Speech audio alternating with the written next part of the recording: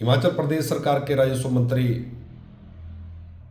जग सिंह नेगी जी द्वारा आज एक वक्तव्य दिया गया जिसमें कहा गया कि भारतीय जनता पार्टी और भारतीय जनता पार्टी के नेता जो हैं हिमाचल विद्रोही हैं। मुझे लगता है कि हिमाचल सरकार के मंत्री जी अपना मानसिक संतुलन खो चुके हैं और इस प्रकार की भाषा का प्रयोग वो समय समय पर करते रहते हैं। लेकिन जो जिम्मेवारी प्रदेश की जनता ने उनको दी है सरकार चलाने की, प्रदेश की जनता की सेवा की, वह अपने उस काम को करें, भारतीय जनता पार्टी की चिंता न करें। जहां तक रेवेन्यू डेफिसिट ग्रांट को लेकर उन्होंने अपना वक्तव्य दिया है, लगातार 3 दिन इस पर चर्चा हुई।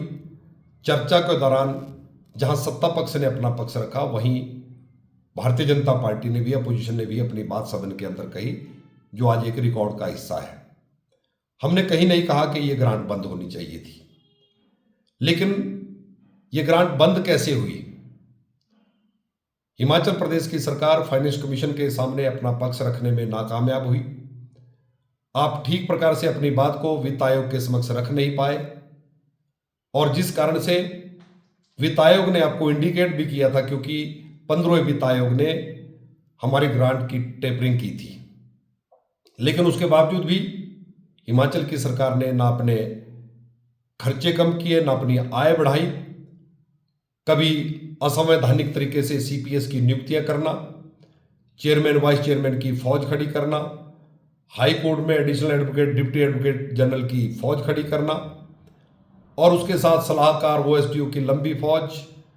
सरकार लगातार अपने खर्चे बढ़ा रही है, कहीं पर भी अपने खर्चे हिमाचल की सरकार ने कम नहीं किए। अपने मित्रों के लिए सरकार चल रही है और अपनी नाकामयाबियों को लेकर सारा ठिकरा भारतीय जनता पार्टी के ऊपर फोड़ना चाहती है और बार बार संविधान के आर्टिकल 275(1) का जिक्र प्रदेश के राजस्व मंत्री जी कर रहे हैं, लेकिन उसमें कहीं पर भी यह मेंशन नहीं किया गया है कि हिमाचल प्रदेश को आरडीजी मिलनी चाहिए। जहां तक रही ग्रांट की बात, लगातार भारत की सरकार हिमाचल प्रदेश को लगातार मदद कर रही है, ग्रांट भी दे रही है, अलग अलग तरीके से दे रही है। अभी 3 दिन पहले 286 करोड़ रुपया भारत की सरकार ने हिमाचल प्रदेश में जो आपदा में हमको नुकसान हुआ था उसके लिए हमको दिया। और लेकिन इन 3 वर्ष के कार्यकाल में हिमाचल की सरकार ने लगातार कर्ज लिया। आज हमारा कर्ज 1 लाख करोड़ को पार कर गया और इसके लिए भी दोषी भारतीय जनता पार्टी को ठहरा रहे हैं।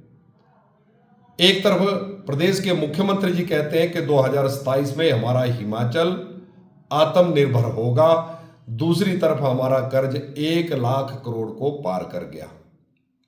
उनके अपने बयानों में, उनकी अपनी स्टेटमेंट में ही विरोधाभास है।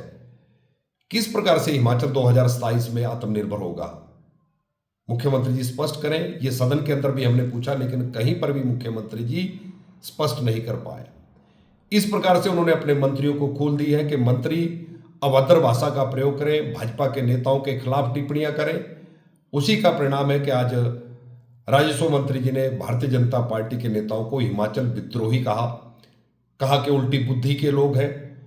लेकिन किसकी बुद्धि उल्टी है पूरा प्रदेश जान रहा है और अपना मानसिक संतुलन जो आपने खोया है, मेरा मंत्री से निवेदन है कि अपना चेकअप करवाएं और भारतीय जनता पार्टी की चिंता करने के बजाय अपने दल की चिंता करें। यही मेरी राजस्व मंत्री जी को सलाह है।